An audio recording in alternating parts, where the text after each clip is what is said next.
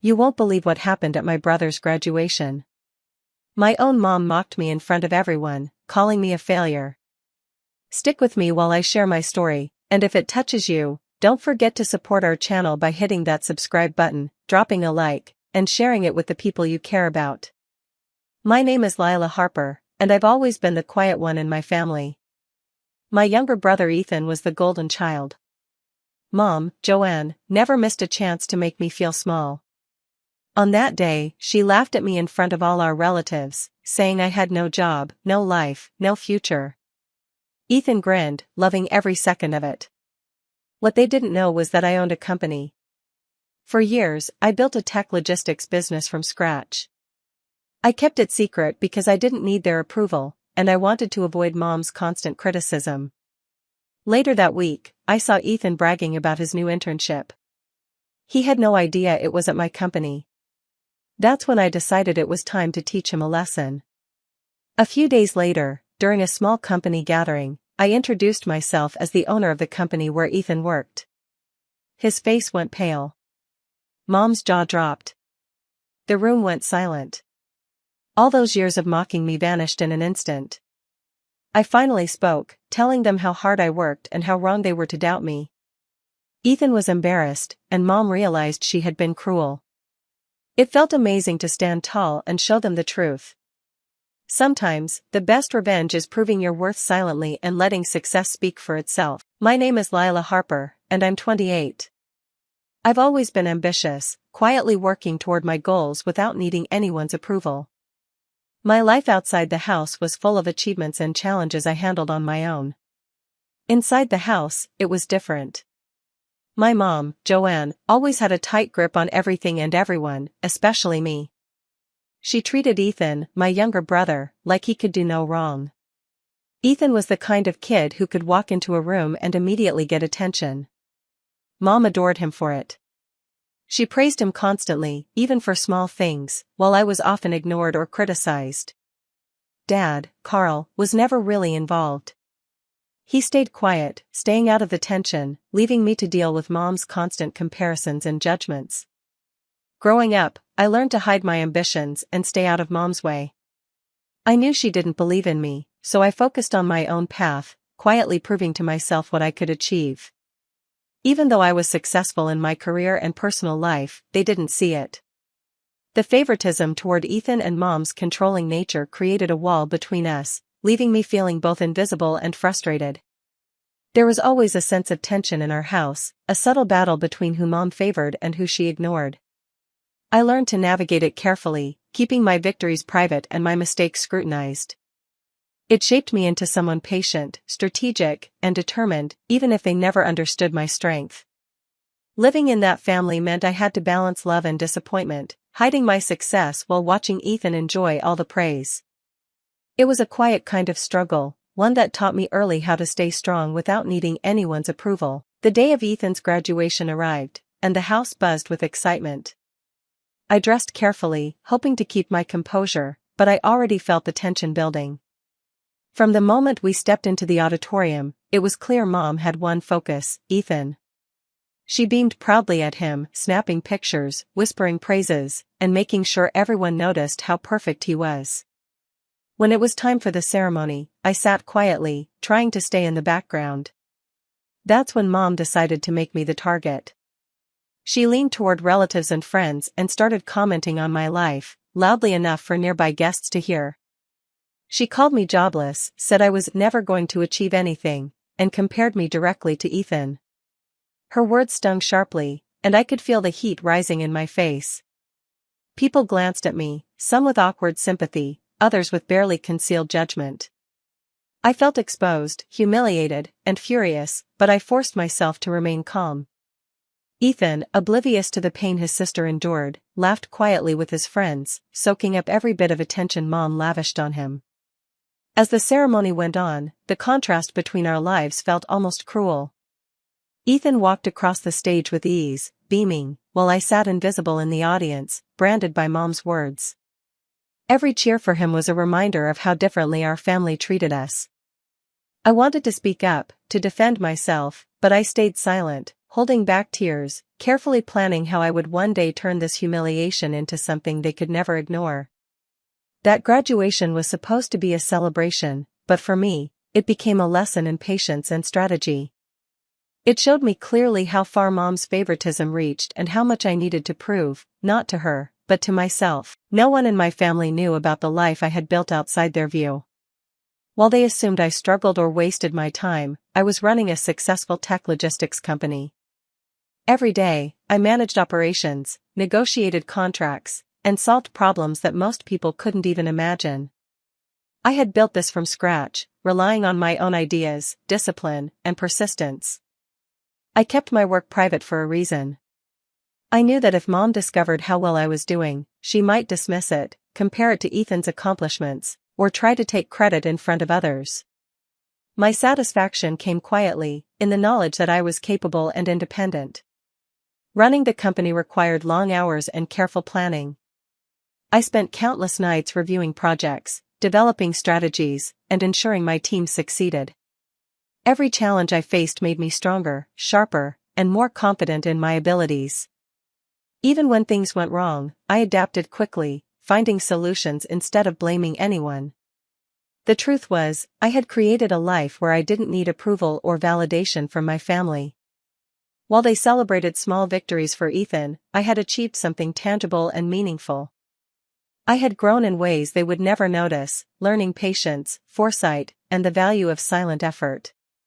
Even though it hurt to be ignored and underestimated, that invisibility gave me power. They had no idea how much I had accomplished, and that gave me control over the moment when I would finally reveal the truth. It wasn't about revenge yet, it was about knowing my own worth and preparing to stand fully in it when the time came. I was stronger than they ever imagined, and every secret success I accumulated was a quiet declaration that I didn't need their approval to succeed. A few weeks after the graduation, I overheard Ethan talking excitedly to his friends about his new internship. He couldn't stop bragging, describing every detail as if he had accomplished something extraordinary. He spoke with confidence, unaware of the irony I felt. As he listed projects he would handle and bosses he would impress, a chill ran through me. That company, it was mine. Every contract, every department, every success he thought he had earned was under my management. He had no clue that I was the one steering the ship, quietly making decisions that kept everything running smoothly. I felt a mixture of disbelief and frustration. How could he, with his sense of entitlement, speak as if he had worked for this company when I had built it from the ground up? The injustice burned inside me, but I stayed silent, letting him continue. Every boast highlighted the hypocrisy of my family. They praised him for things I had accomplished far earlier and far better. In that moment, I realized this wasn't just about Ethan's arrogance. It was about years of unfair treatment, favoritism, and dismissive remarks from Mom. Every careless word and judgmental glance had led to this moment. I could see a path forming in my mind, a quiet plan to correct the imbalance without losing control. I smiled subtly, pretending to be distracted, while plotting the moment they would finally recognize the truth. This was my opportunity, not to humiliate him carelessly, but to reveal the reality in a way that would demand respect. The thought of them seeing him humbled and understanding the truth gave me a strange sense of satisfaction. That day, a seed was planted. I knew exactly how to turn their ignorance into awareness, and I was ready to act when the timing was perfect. One evening, I found a quiet moment alone with Ethan. I didn't rush in with anger. Instead, I approached calmly, letting my presence catch him off guard. "So, you're excited about your internship," I said lightly, a small smile playing on my lips. "I hear you've been telling everyone about it." Ethan looked at me, confident, and shrugged. "Yeah, I worked hard for this. Pretty big deal, don't you think?" His pride was obvious, and I noticed the way he leaned back, expecting me to remain impressed, or silent. I tilted my head, keeping my tone casual but laced with subtle warning. It must feel nice to be recognized so quickly. Funny, though. I know a few things about that company you might not expect. His laughter filled the hallway. "What are you talking about?" "Don't get dramatic, Lila. You always make things sound more serious than they are." He clearly didn't see any threat in my words. That was exactly what I wanted. His arrogance, his blind faith in Mom's favor, made him underestimate me. "Oh, I'm serious," I replied softly, letting my gaze linger. "You might think you understand how things work, but there's more behind the scenes than you realize." Ethan scoffed, still smiling, brushing off my hint as just another one of my moods. Sure. You're always so mysterious. Just don't get in my way, okay?" As he walked away, I felt a quiet satisfaction. I hadn't exposed anything yet, but the seed was planted. He had no idea how much I already knew or how carefully I was preparing to shift the balance. The tension between us thickened, and I felt ready to wait for the perfect moment to reveal the truth. The confrontation was brief, but it left a charged silence, an unspoken warning he hadn't noticed. After my brief exchange with Ethan, I spent days thinking carefully about how to reveal the truth. I wanted the moment to have impact, something unforgettable, not just for him, but for Mom as well. It wasn't about cruelty, it was about finally showing them what they had ignored all these years. I considered different gatherings, family dinners, birthdays, casual events, but nothing felt right. Then it occurred to me, the company's annual appreciation meeting. It was formal enough for authority and recognition, yet intimate enough that everyone I needed to reach would notice. I began planning every detail in my mind. How I would introduce myself, the words I would use, and the timing to maximize the surprise. I thought about Ethan's reaction, imagining his shock, and Mom's expression, knowing she would struggle to maintain composure. Each scenario played out in my head, sharpening my anticipation. I also considered the subtle signs to hint at my authority without giving away too much beforehand. A quiet comment here, a careful glance there, enough to make Ethan feel uneasy, but not enough to suspect the full truth. I wanted suspense to build naturally, so when the revelation came, it would hit like a thunderclap. Every day, I reminded myself to be patient. Timing was crucial. Acting too soon would lessen the effect, waiting too long could risk losing the opportunity. I balanced excitement with restraint, carefully controlling my emotions so nothing would betray my intentions. By the time the event arrived, I had rehearsed every word and movement. The plan was ready, polished, and precise. I felt a mix of nerves and satisfaction. Soon, they would understand exactly who I was, and I would finally transform years of quiet frustration into undeniable truth. One evening, the family gathered for a casual dinner at home. The table was set, laughter and chatter filling the room, but the familiar tension lingered under the surface. Mom, as usual, found opportunities to belittle me without drawing attention from anyone else. "You know, Ethan has been doing so much," she said, smiling broadly. "I wish you could take notes from him sometime."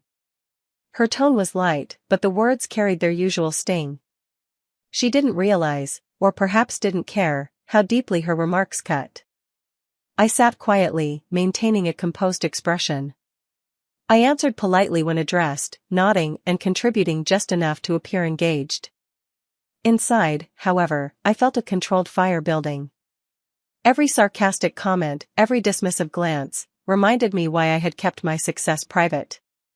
Ethan, predictably, chimed in with stories about his day, exaggerating his role and expecting approval. Mom laughed, clapped, and encouraged him further. I listened, silently counting the ways I had quietly accomplished more than he could ever imagine. Even as their voices filled the room with false praise and mockery, I reminded myself to remain calm. I could see clearly how blinded Mom was by favoritism and how oblivious Ethan was to his own ignorance. This awareness strengthened my resolve rather than weakening me. I knew that every casual insult and condescending remark was building the perfect backdrop for the moment I would reveal the truth. My calm exterior masked the careful calculations running through my mind. Soon, they would see that the invisible sister they ignored was the one holding authority, intelligence, and success right under their noses. That evening ended like every other, with Mom satisfied and Ethan confident, unaware that I was quietly preparing the ultimate revelation that would leave them speechless. The day of the company's annual meeting arrived, and I stepped into the room with confidence.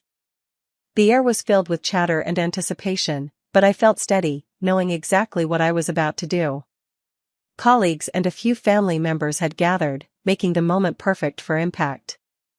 When introductions began, I waited calmly, listening as Ethan casually mentioned his projects, proud and self-assured. Then it was my turn. I walked to the front, holding myself with authority. "Hello everyone," I began, my voice steady and clear. "I'm Lila Harper, and I own this company." The room froze. Whispers erupted immediately. Ethan's face went pale, his confident posture collapsing. He opened his mouth, but no words came. Mom, seated nearby, stared in disbelief, her smile fading into shock. For years, she had ignored my accomplishments, and now the truth struck her like a sudden gust of wind.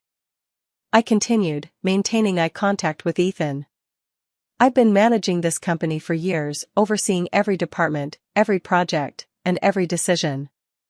Your internship has been under my supervision, even though you didn't realize it." The betrayal in their eyes was vivid. Ethan's arrogance vanished, replaced by embarrassment and panic. Mom's expression flickered between anger, confusion, and regret. The room's atmosphere shifted completely, colleagues looked at Ethan differently, sensing the truth immediately. I felt a mixture of relief and vindication. Every insult, every dismissive comment, and every belittling remark from the past had led to this moment. I had shown them exactly who I was, proving that silent effort and determination could triumph over ignorance and favoritism. That revelation was more than a personal victory, it was a statement. I had claimed my place, and they could no longer deny the reality of my success. The silence after my announcement was almost deafening. Mom's confident posture collapsed instantly. Her eyes widened, mouth slightly open, as if she were searching for words that wouldn't come. The air around her felt heavy with disbelief. The smugness she wore for years had vanished in a single moment. Ethan froze entirely. His usual charm and arrogance melted away, leaving only panic. He stammered, trying to explain or defend himself, but the words sounded hollow, and no one seemed to care. His friends shifted uncomfortably, realizing he had been boasting about accomplishments he didn't truly own. Around the room, colleagues exchanged astonished glances. Whispers spread quickly, a mixture of admiration, surprise, and curiosity. Some shook their heads, still processing the revelation, while others stared at Ethan, their perception of him completely altered. I felt a subtle thrill inside me, a quiet satisfaction that was both sweet and controlled. Years of being dismissed and underestimated had led to this instant.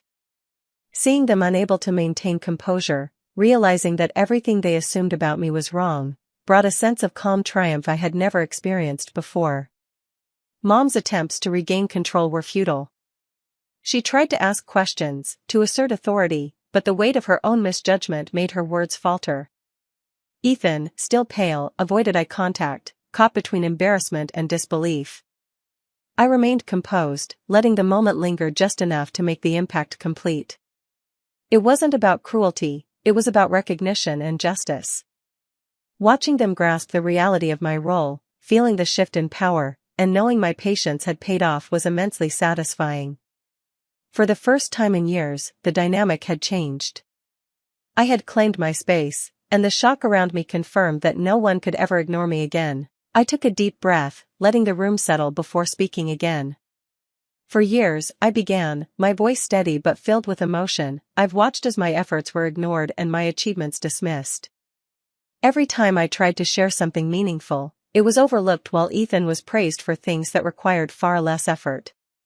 Mom's eyes flickered, guilt and confusion mixing together, but I didn't pause. I worked silently, built something tangible, and proved myself in ways you refused to notice. I've been patient, waiting for the right moment to show that respect isn't demanded through favoritism, it's earned through dedication, intelligence, and resilience. I looked at Ethan, whose face had lost its usual confidence. This isn't about humiliating anyone. It's about truth. It's about being recognized for the work you do, not for the position you were born into or the approval you expect from others. A few coworkers nodded, understanding the depth of my words. The silence allowed every point to land fully, letting the weight of years of neglect and favoritism sink in. I've learned to navigate this world quietly, carefully, and with patience. But patience doesn't mean weakness. It means strength, strength you've underestimated because you refuse to see it. Tears threatened to rise, but I held them back, letting the pride and hurt mix into something powerful. I'm done being invisible. I've earned my place, and now it's clear that hard work and determination can't be ignored forever. The room felt heavy, charged with the emotion I had carried for so long. For the first time, I felt fully acknowledged, not just by others, but by myself. The pain of being undervalued transformed into a sense of vindication that I would carry forward with confidence and resolve. After the revelation, the atmosphere at home and within the company shifted dramatically. Mom no longer carried herself with her usual certainty. Her words became hesitant, and she seemed unsure how to interact with me. The pride she once displayed over Ethan's achievements was replaced by quiet reflection and regret. Ethan's demeanor changed as well. He no longer spoke with the same bold confidence. Instead, he approached conversations cautiously, aware now that his sense of entitlement had been misplaced. For the first time, he seemed to recognize the effort and skill it took to reach success, and he treated me with a respect that had been absent for years. Among coworkers, my role gained undeniable acknowledgement. Meetings I attended carried more weight, my opinions were considered, and colleagues sought my guidance without hesitation. Recognition came not from boasting or showmanship, but from the results I had produced and the authority I held. Family interactions became more balanced. While the past couldn't be erased, discussions grew calmer, and Mom's criticisms became tempered with awareness. Ethan stopped comparing himself to me and instead began quietly observing and learning from my approach. The subtle shifts brought a sense of relief and closure I hadn't expected. Personally, I felt a profound satisfaction that wasn't about revenge but about validation. Years of overlooked effort were finally seen, and my achievements could no longer be minimized or dismissed. I experienced a mixture of pride, peace, and determination, knowing I had established my place firmly and earned acknowledgement on my terms. The changes weren't instantaneous, but they were real. The dynamic had adjusted, the respect I deserved had been earned, and I could move forward with confidence, carrying the lessons of patience, strategy, and quiet perseverance into every part of my life. Looking back on everything, I realize how much betrayal shaped me. Mom's constant favoritism, Ethan's careless arrogance, and the years of being overlooked could have broken me. Instead, they taught me patience, strategy, and the power of quiet perseverance. Every insult and slight became fuel, motivating me to stay focused and to trust my own path. I learned that true strength isn't always loud or visible. It's built in silence, through hard work and careful planning. Watching the moment unfold when my efforts were finally recognized showed me that success can communicate what words cannot. The satisfaction wasn't in revenge itself, but in standing firmly in my worth and letting reality speak on my behalf. Life doesn't always reward those who shout the loudest. Often, it rewards those who endure, observe, and act with intention. I waited for the right opportunity, and when it came, it changed everything. Not only did it correct the imbalance in my family, but it also confirmed for myself that dedication and resilience will always leave a mark, even if unnoticed at first. Now, I carry a quiet confidence, knowing I can handle challenges without needing anyone's approval. I've seen firsthand how patience and careful action can transform humiliation into empowerment. Betrayal no longer holds me back, it has strengthened my resolve and clarified my values. For anyone watching, the lesson is clear: never underestimate yourself, even if others do.